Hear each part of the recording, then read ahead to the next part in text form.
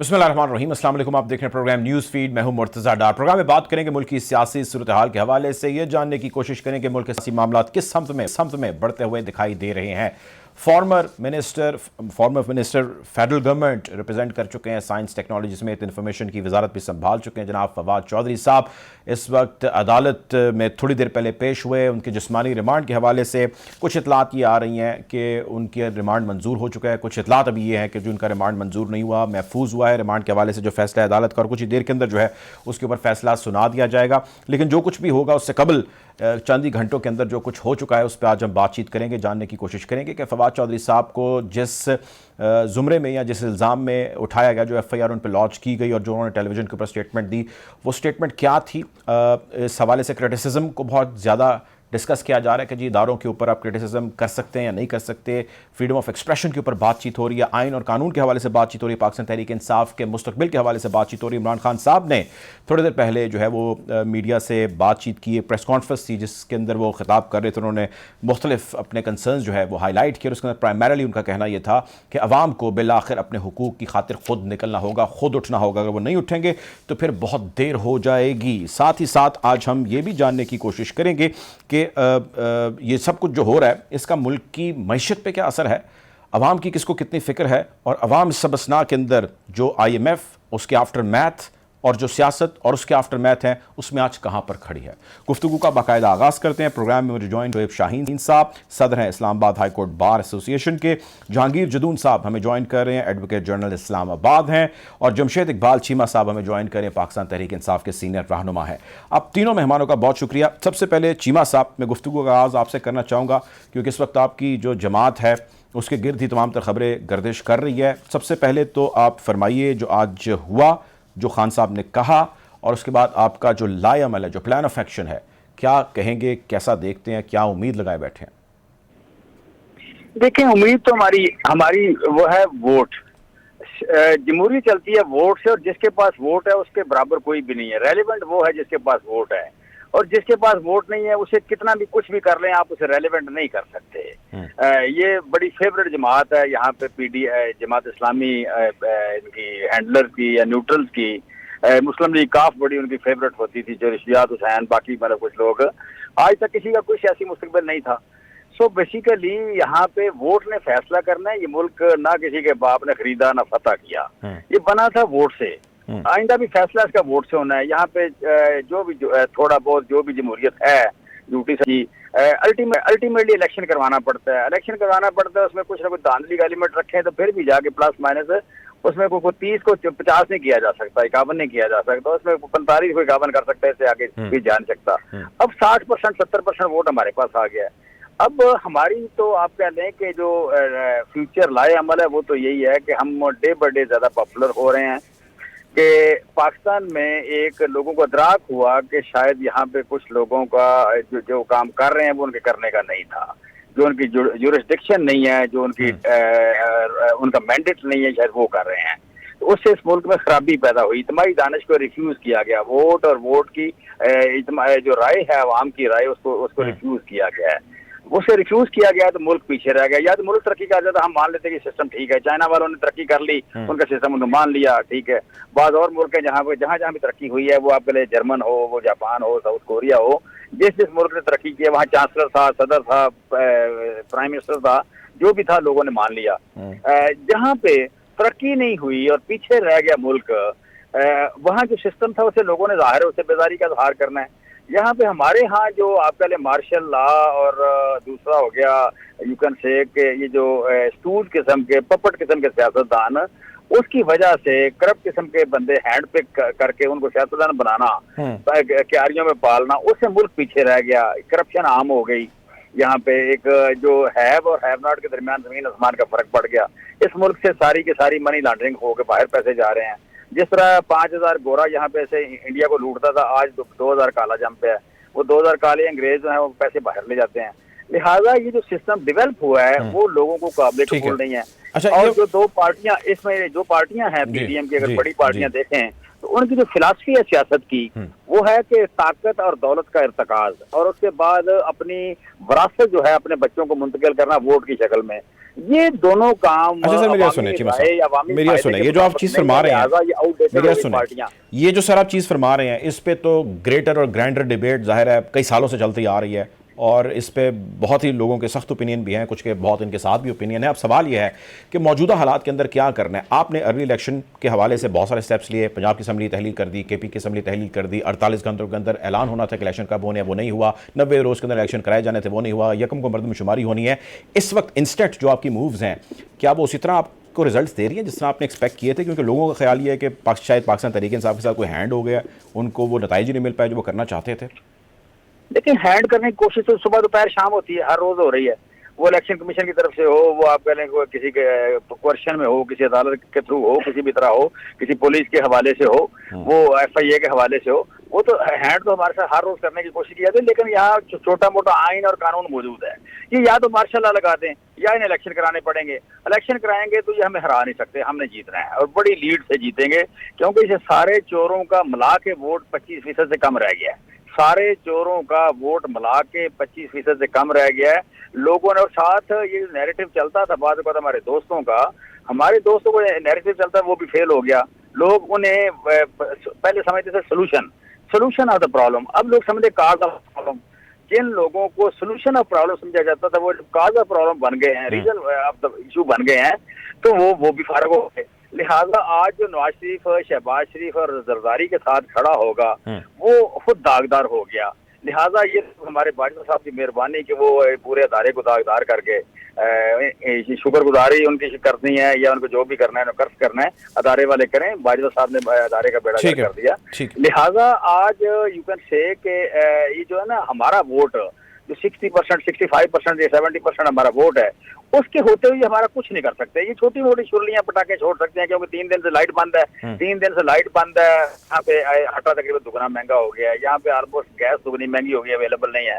जब गैस बिजली दोनों अवेलेबल नहीं है, आटा अवेलेबल नहीं है, और फिर यहाँ पे यू कैन से कि जब उसे तवज्जो हटाने के लिए भी ये इस तरह की शुरलियां का साहब बिल्कुल ठीक है, मेरे साथ रहे। मैंने भी और भी बहुत सारी चीजें जिस पे आपसे जो है ओपिनियन लेना है। जहांगीर जदून साहब, सर मैं आपकी तरफ आना चाहूंगा। आप एडवोकेट जनरल हैं, बहुत सारे मामलों को आप करीब से भी देखते हैं, जानते हैं, समझते हैं, आपकी ओवरऑल ओपिनियन भी है सारी चीज़ों के हवाले से। ये बताएं फवाद चौधरी साहब की गिरफ्तारी कैसे देखते हैं आप?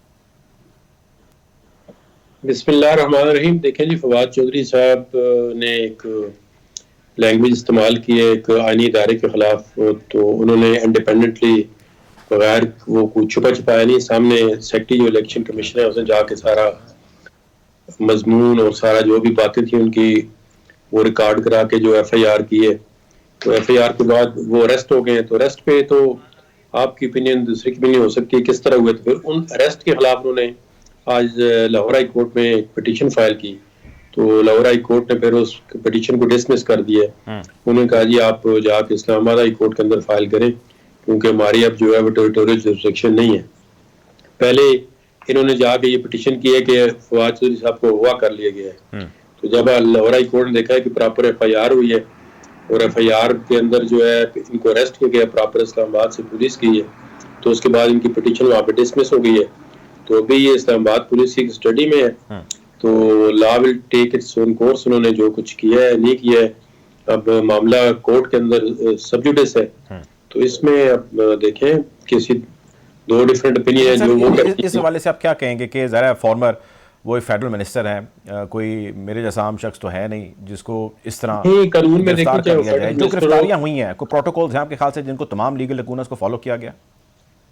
देखिए गिरफ्तारियां तो अब मैं उधर मौके पे मौजूद नहीं था। जो बंदा गिरफ्तार, जो रिपोर्ट हुई है जी, जो बंदा गिरफ्तार होता है वो यही कहता है कि मुझे गलत गिरफ्तार किया गया है। और यहाँ तो ऐसे ऐसे भी वाकयात होते हैं। पंजाब के अंदर जब इनकी अपनी गवर्नमेंट थी कि बंदे को 10 दिन गिरफ्तार किया था, जो 11वें दिन गिरफ्तारी डाली जाती है। तो ये तो मामला चलते रहते हैं, लेकिन ये इतने जो पोलिटिकल लोग होते हैं इनको फिर भी प्रोटोकॉल देता है। आप शहीद से बैठे हुए हैं क्रिमिनल केसेस में, बाद पुलिस ऐसे काम करती है कि जो बंदा टीवी पे इधर आके लाइव बता ही नहीं सकता। अच्छा, तो इनकी तो खुशकिस्मती है जो सियासी लोग हैं, ये तो छुप ही नहीं सकते। इनके साथ जरा सा को ऊपर नीचे हो जाए तो कहते हैं जी इनको इंसानी हकूक याद आते हैं। तो जेल के अंदर गरीब लोग ये खुद इस तरह की बातें करते हैं कि जब कानून सबके लिए बराबर होगा तो मुल्क तरक्की करेगा। तो इसमें कोई सियासतदान हो, कोई आम बंदा हो, मैं हूँ, आप हूँ, तो कानून सबके लिए बराबर होना चाहिए। किसी के लिए ये अब जो पहले बंदे इनकी गवर्नमेंट थी तो इन्होंने जो केस बनाए, इन्होंने जिस तरह गिरफ्तारी की और सारे केस जो है एक के बाद दीगरे वो जैली साबित हो गए, झूठे साबित हो गए। यानी इस बात का दूसरा मतलब जदून साहब ये आप कह रहे हैं कि जो उन्होंने कानून तोड़ा है, यानी आप ये कह रहे हैं उसके मुताबिक उनको सजा होनी चाहिए, और इसकी सजा क्या अगर आप वो बता सकें? नहीं कर, ये तो आप अदालत ने डिटरमिन करना है ना, ओवरऑल एनालिसिस चाह रहा हूं आपका। तो वो एफआईआर के अंदर उन्होंने सेक्शन सारी लगाई है, 506 भी लगाई है, 505 भी लगाई है, 124A भी लगाई है। उस पर डिफरेंट ओपिनियन हो सकती है आपकी, मेरी और किसी की भी कि ये लगनी चाहिए नहीं। जनरल उनकी सजा क्या है? मतलब अगर वो उनको ना मिले तो फिर तो ज़रा ज्यादती होगी, मिलना ज़रा आप जो कह रहे हैं उसके मुताबिक तो सबके लिए कानून सजा देखिए, जो ऑफेंस है उसमें किसी में 5 साल सजा है, किसी में 3 साल है, किसी में 7 साल है, और ये 124 जो ए है जिसमें लाइफ इम्प्रिजनमेंट है, जिसको साबित करना थोड़ा मुश्किल होता है। ये मैं कह रहा हूँ आपको कि ये इसमें थोड़ा सा 124A जो है इसको कोर्ट के अंदर साबित करना मुश्किल होता है। तो 3 साल 5 साल 7 साल लाइफ इम्प्रिजनमेंट भी है। अगर ये सजाएं तो ना हो तो इवेंचुअली फिर मुझे बताएं कि लोग किसकी तरफ जाएं, क्या देखें? कानून तो बराबर ना हुआ फिर अगर ऐसा हो गया तो? नहीं, अब देखें ना, ट्रायल होगा ना तो वो साबित करेंगे कि जी ये मैंने जो कहा है ये इसमें मैंने ठीक कहा है। अब इतनी एलिगेशन लगाना जी कि आप किसी के मुंशी हैं, किसी के कहने की दस्तखत करते हैं, कॉन्स्टिट्यूशनल बॉडी को ऐसा कहना, तो ये तो फ्रीडम ऑफ एक्सप्रेशन ना हुआ ना। फ्रीडम ऑफ एक चीज इसी में जानना चाहता हूं, फ्रीडम ऑफ एक्सप्रेशन के हवाले से मुझे आज भी याद है, खुद वो प्रेस कॉन्फ्रेंस देख रहा था जो है वो आर्टिकल 19A के अंदर लिखा हुआ है कि सब्जेक्ट टू लिमिटेशन है, वो एब्सोल्यूट राइट नहीं है कि आप किसी को धमकी नहीं दे सकते, आप किसी को गाली नहीं दे सकते, आप किसी को ये नहीं कह सकते कि हम आप देखेंगे, हम आपकी औलादों को देखेंगे, जो कोई भी हो, किसी भी पार्टी का बंदा हो। करेक्ट। लेकिन एक सवाल है सर, वो सवाल ये है कि मुझे आज भी याद है प्रेस कॉन्फ्रेंस थी जिसमें 12-13 जमातों के लीडरान बैठे थे और बेंच फिक्सिंग के जो है वो इस्तिलाह यूज़ की गई थी उस बेंच के लिए, जिसके अंदर चीफ जस्टिस खुद मौजूद थे और उनके साथ बाकी भी जज साहिबान, ऑनरेबल जजेस थे। तब तो कोई नोटिस हमने देखा नहीं, उसकी क्या वजह है? मतलब लोग समझना चाहते हैं। देखिए, आप बेंच फिक्सिंग का कहना एक और बात है और किसी को धमकी देना एक और बात है। बेंच फिक्सिंग में कोई क्रिमिनल ऑफेंस तो बनता नहीं कि एफआईआर हो। तो वो जिस कोर्ट का कोई कहता है कंटेम्प्ट भी नहीं लगती सर इसमें, बेंच को चाहिए कंटेम्प्ट ऑफ कोर्ट उसको दे, और उसके बाद फिर देखेंगे क्या है, उसने किस समत में कहा है, किस हिसाब में उसने कहा है कि बेंच फिक्स हुआ है। अच्छा चलें, ठीक है, मेरे साथ रहिएगा। शुएब साहब, सर बैक टू यू और स्टार्टिंग फ्रॉम यू। सवाल मेरा सर ये है कि सबसे पहले तो मैं चाहता हूं आपका ओपिनियन जो गिरफ्तारी है सवाले से, और फिर आइन और कानून इस हवाले से क्या कहता है, और अगर तो उन्होंने तोड़ा है क्योंकि अभी ट्रायल होना है, उसके अंदर इन्वेस्टिगेशन होनी है, उसके बाद जाके एक फैसला होना है, अभी तक की कानूनी कार्रवाई और ओवरऑल आपकी क्या एनालिसिस है सारी कार्रवाई के हवाले से जो हुआ है? शुएब साहब। देखिए मुर्तजा डार साहब, पहली बात तो ये है कि ये जो कंटेंट्स ऑफ एफआईआर है मेरे सामने है, इनमें से एक भी दफा नहीं लगती। अच्छा। क्रिमिनल इंटिमिडेशन की जहां तक बात करते हैं कि कत्ल करने की धमकी, कत्ल करने की धमकी का लफ्ज कहीं नहीं है, ना उनके लिए ना उनके खानदान के लिए, और ना ही इसके अंदर कोई सेडिशन का जो ऑफेंस लगाया गया है वो बनता है। हाँ, हम सबको एहतियात करनी चाहिए, एहतियात से गुफ्तगू करनी चाहिए, लेकिन बात यह है कि अगर कोई शख्स कानून के मुताबिक, कानून से बालातर तो कोई भी नहीं है, इलेक्शन कमीशन ऑफ पाकिस्तान को अगर उन्होंने कोई बात की है तो let it be in accordance with law. आप कानून का सहारा लें, कानून के मुताबिक प्रोसीड करें। ये कहाँ लिखा हुआ है कि अगर कोई पुलिस वाला, फर्ज करो एक कांस्टेबल है, उसके हाथ में एक गन है और कोई उसको जाते वक्त छेड़ देता है, कोई ऐसी बात कर देता है कि जो शायद मोरालिटी में उसके मुताबिक नहीं है बकौल उसके, तो उसके पास चूंकि गन है वो उसको गोली मार दे। तो सेम इज द सिचुएशन है यार। इलेक्शन कमीशन ऑफ पाकिस्तान पिछले कई महीनों से अपना इम्पार्शल कॉन्स्टिट्यूशनल जो स्टेटस था वो खो चुका है। जाहिर है जब पार्शल फैसले करेंगे तो उसके ऊपर हर पब्लिक ऑफिस होल्डर के ऊपर तनकीद होगी, लेकिन उस तनकीद को बुनियाद बनाकर आप इस्तेमाल हो पीडीएम के हाथों से और जाकर ऐसी एफआईआर कटाएं, ऐसे बगावत और गद्दारी की एफआईआर कटाएं जो आपको सूट नहीं करती, ना ही ये पीडीएम की हुकूमत को सूट करती है कि इन हालात में जब मुल्क आपका डूब रहा है, आपको मुल्क चलाने के लिए गवर्नेंस अच्छी करने की जरूरत है, आपको मुफाहमत की जरूरत है। बजाय मुफाहमत करने के आप सियासी अदम इस्तेहकाम को बढ़ावा दे रहे हैं। सर वो कह रहे हैं कि लोगों के जज्बात जो है वो उजागर कर रहे हैं, उनको जो है वो बढ़ावा दे रहे हैं, उसका कॉन्टेक्स्ट जी बिल्कुल ऐसे ही है, ये ऐसे ही है। और ये अफसोस की बात है कि जो गवर्नेंस जिन्होंने करनी थी वो मजीद पॉलिटिकल पोलराइजेशन बढ़ा रहे हैं, क्योंकि अपोजिशन का तो काम होता है तनकीद करना, गवर्नमेंट का काम होता है परफॉर्म करना और मामलात को ठंडा करना, अफवाम और तफहीम पे लेकर आना और मुल्क को चलाना। मुल्क आपसे चलाया नहीं जा रहा, हालात आपके इतने वर्स्ट हो चुके हैं कि आप प्रैक्टिकली डिफॉल्ट तक पहुंच चुके हैं, बेरोजगारी बढ़ रही है, कारखाने बंद हो गए। इन हालात में आपको सियासी अदम इस्तेहकाम की बजाय सियासी इस्तेहकाम की तरफ आपने हाथ बढ़ाना था। सियासी अदम इस्तेहकाम की को बढ़ाने के लिए सबसे बुरी मिसाल कल जो उन्होंने इस्तीफे कबूल कर लिए, इसके बावजूद कि उन्होंने कहा कि हमने इस्तीफे कबूल ना करें, और उससे ज्यादा बुरी मिसाल रात को, अच्छा अगर आपने FIR काट दी, आप नोटिस करें, आप फोन करें, आप मीडिया में आए, आप रात के अंधेरे में, वकौल उनके FIR कट गई किसी को नहीं पता, रात के अंधेरे में घर पे छापा मार रहे हैं, और जिस अंदाज में गिरफ्तार उनको कर रहे हैं, और जिस तरह कोर्ट बुला रही है वहां पेश करने के लिए, और उसको यहां लेकर आते हैं, तो आप दहशतगर्दों को, गद्दारों को और पॉलिटिकल वर्कर्स के दरमियान, जो कि एक सीनियर वकील सुप्रीम कोर्ट का भी है, उसके दरमियान फर्क रखें। अगर आपने फर्क नहीं रखना तो एक मुल्जिम भी है तो उसके भी फंडामेंटल राइट्स हैं, उसके भी बुनियादी इंसानी हुकूक हैं, और उन हुकूक का अगर आप ख्याल नहीं रखेंगे तो फिर मैं समझता हूं कि बदतरीन जो हमारी सियासी अबतरी और वायलेशन ऑफ फंडामेंटल राइट्स कुछ अरसे से जारी है, जिसमें आप शहबाज गिल का केस देख लें, आप जमील फारूकी का केस देखें, इमरान रियाज का देखें, अयाज अमीर का देखें, इन सब के साथ आजम सवाती को देखें, इन सब के साथ तशद्दुद होता है, इन सब के साथ बदतरीन किस्म की ज्यादती होती है, कुछ लोगों को नंगा करके मारा जाता है जिसकी एविडेंसेस भी सब्सिक्वेंटली आती है। लेकिन ये तर्ज अमल हुकूमत चलाने का नहीं है, ये तर्ज अमल कोई जमहूरी हुकूमतों का नहीं है। ये अफसोस की बात है कि एक सुप्रीम कोर्ट का वकील और साबिक मिनिस्टर, आपने पर्चा चले आपके खिलाफ, उसके खिलाफ एप्लीकेशन आ गई, जो ऑफेंस बनती है आप उसके मुताबिक प्रोसीड करो, और फिर आप कानून के मुताबिक in accordance with law notice करो, जी आए आपके खिलाफ पर्चा है, आपके पेश हो, पेश हो ना पेश हो तो फिर उनके खिलाफ कार्रवाई की जाए। बिल्कुल ठीक है। इसकी और बहुत सारे पहलू हैं जिसमें मैंने आपसे बात करनी है, मेरे साथ रहिएगा।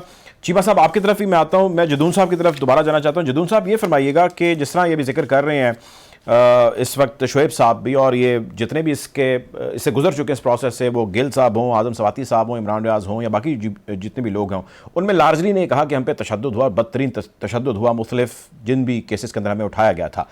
ये फरमाइए आइन और कानून इस हवाले से क्या वजह करता है, बालाए ताक कि उसका ताल्लुक किस जमात से है या वो क्या काम करता है, अगर वो पब्लिक ऑफिस होल्डर है तब भी, अगर वो कोई सहाफ़ी है तब भी, क्या आइन कानून इसकी इजाज़त देता है? नहीं, इसमें बिल्कुल कोई दो राय नहीं है। कोई भी आइन और कानून किसी पे भी, चाहे वो मुल्ज़म हो, चाहे जो भी हो, पॉलिटिकल एक्टिविस्ट हो, पॉलिटिकल वर्कर हो, पॉलिटिकल लीडर हो, MNA हो, MNA ना हो, साफ़ी हो, वकील हो, तशद्दुद की कोई कानून और कोई आइन इजाज़त नहीं देता। लेकिन उसका तरीका ये है कि बिल फर्ज किसी ने आप पे तशद्दुद कर दिया है तो उसका एक कानून और आइन आपको रास्ता बताता है कि आपने क्या करना है। अभी ये शोएब साहब फरमा रहे थे जी कि इलेक्शन कमीशन जो है वो फैसले गलत कर रहा है, कितने फैसले इनके हक में आए, तो ये नहीं हो सकता कि एक बॉडी जो है वो मेरिट पे फैसला करें, जो आपके हक में हो गए ठीक है, जो आपके अगेंस्ट हो तो वो नहीं है। अगर वो आपकी समझ में या आपकी दानिस्त में वो कहते हैं इन्होंने कोई गलत काम किया है, तो उसके लिए लीगल वे ये है कि आप सुप्रीम जुडिशियल काउंसिल है उसमें जाकर रेफरेंस फाइल करें, कोई मिसकंडक्ट उनका शो करें। आप देखें मीडिया पे आके रात दिन गालियां देते हैं उनको, कितनी मतलब कॉन्स्टिट्यूशनल बॉडी है, उस कोई भी पार्टी हो, किसी की पार्टी को हक नहीं है, जिस तरह तशद्दुद का हक नहीं है किसी इदारे को, इस तरह किसी पोलिटिकल पार्टी को हक नहीं है कि आईनी इदारे को इस तरह मीडिया में आके धमकियां दें कि जी मैं ऐसी की तैसी कर दूंगा। और जो फवाद चौधरी साहब का ट्रैक रिकॉर्ड देखें, सुप्रीम कोर्ट के वकील को ये जबान जेब नहीं देती कि आप बाहर निकल के देखें मैं देखूंगा। पहले इन्होंने मुख्तलिफ जजेस को धमकी दी है, इन पे कंटेम्प्ट ऑफ कोर्ट के एप्लीकेशनें आई हाई कोर्ट में, उन्होंने कहा जी हम रिस्ट्रेंट शो कर रहे हैं क्योंकि हम नहीं चाहते कि इस तरह शोएब साहब को सारा पता है इन चीजों का। ठीक है, इस तरह लीगल तरीका होता है, किसी पे तशद्दुद हुआ है तो वो मजिस्ट्रेट को जाकर दरखास्त देगी मुझ पे तशद्दुद हुआ है, और उसको मेडिकल के जरिए साबित करे तो जो तशद्दुद करता है उन पे FIR होती है। कितनी केसेस ऐसे होते हैं कि अगर कोई पुलिस वाला डर जाते हैं, वो कहते हैं नहीं हमने मजीद कोई इसको परसू नहीं करना, हम सिर्फ कहने की हद तक ही चलेंगे। नहीं देखो पूरी सियासी जमात है, क्यों डरते हैं, डरने के तो कोई सवाल ही नहीं पैदा होता। तो इन्होंने भी खुद भी बड़े तशद्दुद करवाए हैं, तो अभी थोड़ा फिर ये कहते हैं ये इनके बकौल की तशद्दुद, अब थोड़ी मार खाए। कानूनी जो है रास्ता है, वो ये रास्ते अपनाएं अपने कानूनी जितने भी इनके पास एवेन्यूज हैं। ठीक है जदून साहब, बहुत शुक्रिया एडवोकेट जनरल इस्लामाबाद प्रोग्राम में अपने ज्वाइन। एक छोटी सी ब्रेक का कहा जा रहा है। चीमा साहब, मैंने पोलराइजेशन बहुत बढ़ रही है, इस हवाले से आपसे आपका ओपिनियन लेना और एक दो और चीज़ें भी मैंने जानी है। मेरे साथ रहेगा शोएब शाहीन साहब, आप भी साथ रहेगा। ब्रेक की जानिब नाज़रीन बढ़ते हैं, वापस आते हैं, गुफ्तगू को यहीं से जारी रखते हैं। Take a break. Welcome back after the break. Program में गुफ्तगू जारी है। मेरे साथ मौजूद हैं शोएब शाहीन साहब, सदर इस्लामाबाद हाई कोर्ट बार के। हमारे साथ मौजूद हैं जमशेद चीमा साहब, भी पाकिस्तान तहरीक इंसाफ के रहनुमा हैं। शोएब साहब, सर ये फरमाइएगा कि पाकिस्तान तहरीक इंसाफ का जो प्लान था वो तो ये था कि दोनों असम्बलीज़ प्रोविंस की जो है वो डिज़ोल्व करेंगे। उन्होंने असम्बली डिज़ोल्व कर दी, अर्ली इलेक्शन कॉल अप करेंगे और वो हुकूमत मजबूर हो जाएगी करने पे, वो तैयार नहीं और वो कह रही वो होगे नहीं। अब 1 मार्च को मरदमशुमारी दोबारा कराए जाने की खबर भी आ चुकी है। ये फरमाएं कि अब एक जमात जो कि एक बड़ी स्टेक होल्डर है वो चाहती है कि अर्ली इलेक्शन हो और बाकी जमातें चाहती हैं कि इलेक्शन ना हो। टेक्निकल ग्लिचेस बहुत सारे मौजूद हैं और 1 को मरदमशुमारी भी होनी है। This is one of it. पैसे चाहिए, this is second, third, fourth, fifth and the list goes on. आइन कानून इस हवाले से क्या कहता है? जो हुकूमत कर रही है क्या उसी तरह चीज़ें आगे बढ़ेंगी या जो इमरान खान साहब या जो बाकी लोग चाहते हैं उस तरह चीज़ें आगे बढ़ेंगी? क्योंकि आइन कानून कुछ और कहता है, एथिक्स, ऑप्टिक्स और डायनामिक्स कुछ और कहते हैं। How do you see this sir?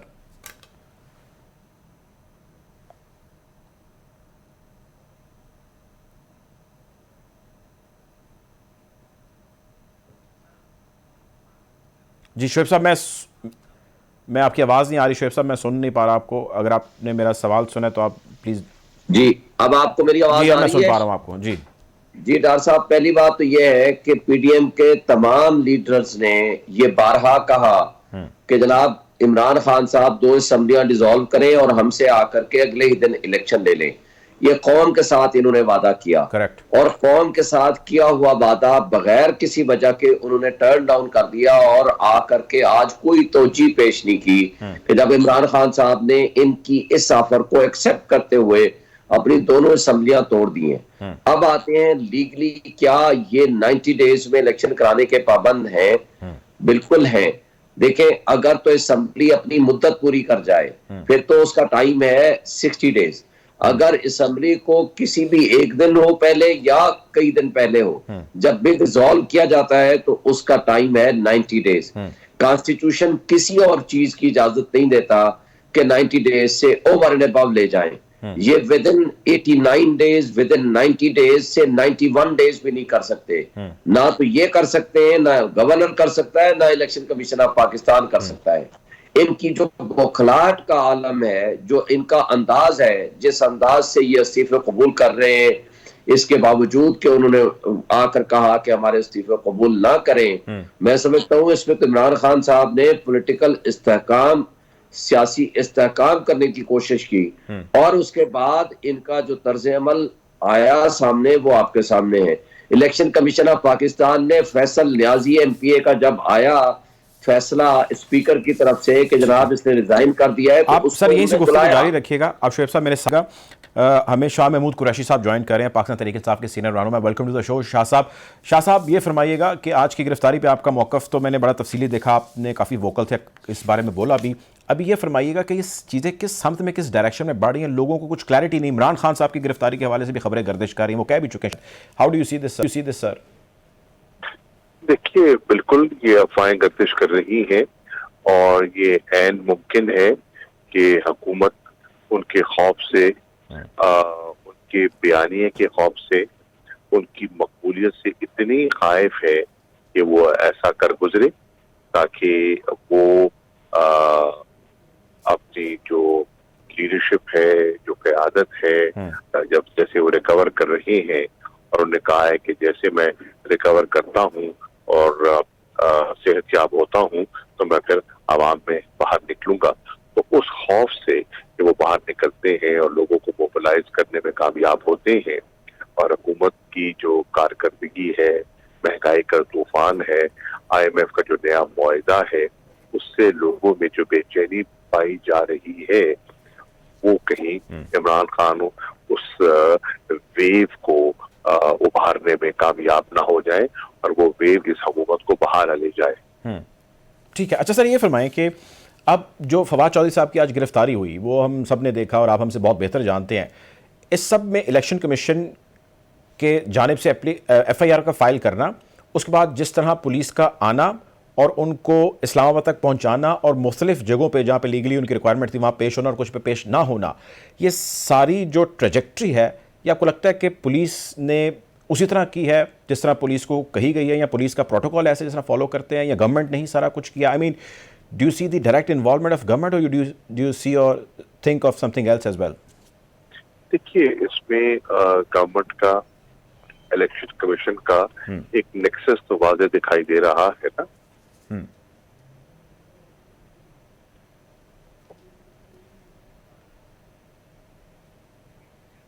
जी कुरैशी साहब, सुन पा रहे हैं मुझे?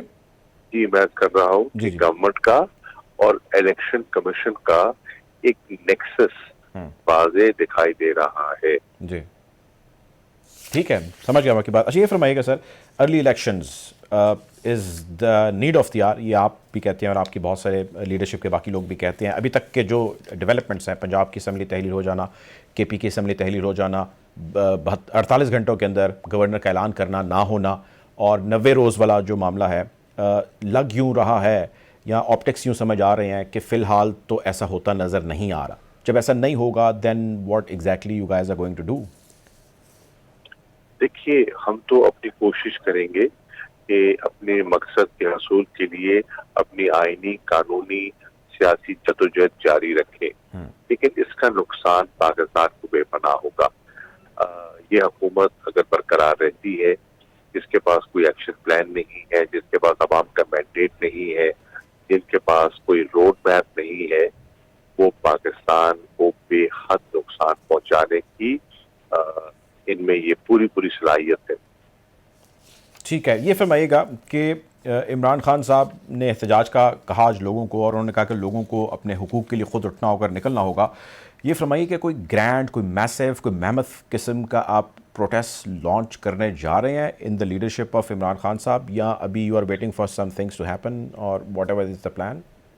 उसी प्रोटेस्ट, उसी आवाम के रेले की घबराहट में तो आप देख रहे हैं ना, ये गिरफ्तारियां, ये पर्चे, ये जो नाइली की तलवार, उसी खौफ से तो लटकाई जा रही है। आप तैयार हैं सर गिरफ्तारी के लिए अगर कोई आपके खिलाफ एक्शन हो जाता है तो? जी बिल्कुल। ठीक है, बहुत शुक्रिया जी। हमारे साथ मौजूद थे शाह महमूद कुरैशी साहब, पाकिस्तान तहरीक इंसाफ रहनुमा है।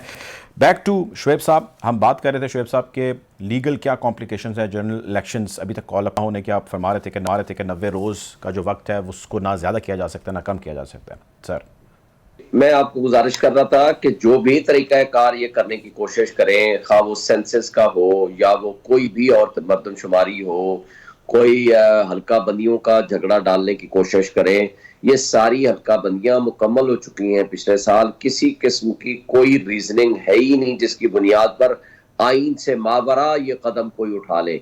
ये आइन से मावरा कदम होगा अगर इलेक्शन 90 डेज में नहीं होते।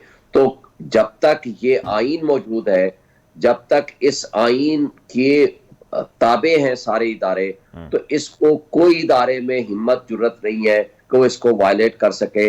ना तो कोई कोर्ट इसमें एक्सटेंशन दे सकती है, ना इलेक्शन कमीशन ऑफ पाकिस्तान इसमें चेंज कर सकता है इस 90 डेज के पीरियड को, ना गवर्नर चेंज कर सकता है, ना ही मौजूदा हुकूमत। लेकिन सर अभी शुएब साहब देखें, अभी तो उस पर हमें कोई अमल होता नजर नहीं आ रहा। जब अमल नहीं होगा तो फिर क्या होगा? फिर किस आइन और कानून के मुताबिक कार्रवाई होगी? देखिए, मेरा ख्याल है आज तक डेट आ जानी चाहिए थी। अमल करने के लिए तो कोई और चीज नहीं चाहिए, एक डेट ही देनी है ना जो गवर्नर ने। सर वही तो मैं कह रहा हूं, एक डेट आ जानी चाहिए थी जो कि आज नहीं तो कल, कल नहीं तो परसों, ये चंद दिनों में, चंद हफ्तों में की बात नहीं कर रहा, चंद घंटों में आ जानी चाहिए। और ये आ जाएगी, और अगर नहीं आती तो कोर्ट इसमें इंटरफेयर करेगी और कोर्ट के जरिए भी ये डेट ली जा सकती है। इसमें किसी किस्म का कोई अभाव नहीं है, आइन इसमें बिल्कुल वाजे है। कोई भी इदारा, कोई भी शख्स इससे बालातर नहीं हो सकता, और अगर कोई होने की कोशिश करेगा तो वो खुद नहीं रहेगा, क्योंकि ये कॉन्स्टिट्यूशनल मैंडेट है। कॉन्स्टिट्यूशनल मैंडेट को किसी को अख्तियार नहीं है सिवाय इस बात के कि खुदा न खास्ता माजी में जैसे मार्शल्लाह लगते रहे और कॉन्स्टिट्यूशन ही एब्रोगेट होता रहा, कॉन्स्टिट्यूशन मुअत्तल होता रहा, तो उसके नतीजे में जो कुछ भी पीछे खलवाड़ हुआ इस आइन के साथ और जमहूरियत के साथ, वो अलग चीज है। लेकिन इस आइन के होते हुए किसी अथॉरिटी, किसी शख्स, किसी फोरम को, इवन अदालत को भी ये अख्तियार नहीं है कि वो 90 डेज से ओवर एंड अबव लेकर जाए इस इलेक्शन को। इसलिए इलेक्शन की तैयारी है, इलेक्शन होना है हर हाल में, इलेक्शन से कोई मावरा नहीं हो सकते। और उसके साथ साथ ये है कि डेट भी ये फौरी तौर पर देने के पाबंद है। ठीक है। अच्छा सर, ये फरमाएं कि एक बड़ा चीज़ अंडर डिस्कशन रहती है कि जिसकी हुकूमत होती है, वो मुहावरा भी है, जिसकी लाठी उसकी भैंस वाली स्ट्रेटजी है, यानी कि जिसके पास ताकत है, जिसके पास लॉ पे ऊपर अमल करवा सकता है, वो अपोजिशन को आड़े हाथों लेता है। और यही इल्ज़ाम पाकिस्तान तहरीक इंसाफ पे भी लगा और उसकी एक लंबी फहरिस्त है जो वाक़यात की लोग सुनाते हैं। अब जो कुछ हो रहा है और जो कुछ पहले हुआ, क्या ये ऐसे ही है या आपके ख्याल से नहीं, कोई पार्टी, कोई जमात, कोई धड़ा जो है वो ऐसा नहीं करता, वो आइन और कानून के मुताबिक चलता है? क्योंकि हमने अभी तक तो जो ट्रेजेक्ट्री देखी, जिसकी बारी आती है वो फिर मुकम्मल उसका जो है धड़न तख्ता करने की कोशिश करता है, जो कोई भी उसके सामने आता है। देखें, मैं कोई पीटीआई को एज सच सपोर्ट इस वक्त नहीं करना चाहता, क्योंकि उनके अपने रिप्रेजेंटेटिव बैठे हुए हैं। लेकिन एक बात मैं कहना चाहता हूं, वो ये है कि अगर नैब ने कोई मुकदमात बनाए थे तो वो उनके करप्शन चार्जेस थे, इसलिए उसमें नैब ना उनके कंट्रोल में था, एक इंडिपेंडेंट इंस्टीट्यूशन है, इसलिए वो उनका उसके साथ कोई ताल्लुक नहीं इमरान खान साहब का। दूसरी तरफ आते हैं कि ये 4 दफा धरने भी दिए इन्होंने और तमाम ये जो पीडीएम की जमातें हैं या मुजाहरे भी करके आए, जबकि इनका कंडक्ट देखें, जब 25 मई वाला वाकया पिछले साल आया तो इन्होंने खाली लाहौर में 500 वकील गिरफ्तार कर लिए, जिसको सुप्रीम कोर्ट की इंटरवेंशन पे मैंने पिटीशन फाइल की थी, जिनको रिस्टोर कराया था, रिलीज कराया था। इसी तरह जस्टिस नासरा जावेद इकबाल के घर में घुस गए और बेशुमार लोगों को, वर्कर्स को जिस तरह तशद्दुद किया, जिस तरह का इनका कंडक्ट रहा, ह्यूमन राइट्स वायलेशन रही, जिस तरह इन्होंने अहमद यूसुफ पे अभी पर्चा कराया हुआ है सेडिशन का, शहबाज गिल को नंगा करके तशद्दुद किया, जमील फारूकी का केस, इमरान रियाज, अयाज अमीर, आजम सवाती, बेशुमार वाकयात है। इनका जो कंडक्ट है वो पॉलिटिकल विक्टिमाइजेशन पे मबनी है। जबकि नैब ने अगर कोई मुकदमात बनाए तो इनके करप्शन चार्जेस थे। करप्शन के चार्ज को प्रूव करने के लिए अब देखे ना, आते साथ ही अगर ये बेगुनाह थे तो इनको, तो इनकी हुकूमत है ना, अब तो इनको नैब लॉ को अमेंड ही नहीं करना चाहिए था। नैब लॉ के मुताबिक, उसी कानून के मुताबिक अब तो किसी का कोई इन्फ्लुएंस नहीं है, ये कानून के मुताबिक पेश होते और अपने आप को बचाते। इन्होंने नैब लॉ का सहारा लेके ईसीएल से अपने नाम निकलवा के और करप्शन के तमाम चार्जेस से अपने आप को निकलवा लिया। तो बात यह है कि इनमें और उसमें बड़ा फर्क है। इन्होंने ह्यूमन राइट्स वायलेशन की है, इन्होंने बुनियादी इंसानी हुकूक की खिलाफ वर्जी की है, इन्होंने पॉलिटिकल विक्टिमाइजेशन की बदतरीन मिसाल कायम की है। तो जबकि उनके जमाने में अगर आप देखें तो सिचुएशन और थी। आप कह सकते हो राना सनाउल्लाह का केस किसने बनाया, वो भी एएनएफ ने बनाया और एएनएफ का सरबराह एक फौजी मेजर जनरल थे। तो बात यह है कि अगर आप इन सारी चीजों को जक्स्टा पोजीशन में रखें तो मैं नहीं समझता कि पीटीआई ने as such human rights violation की है।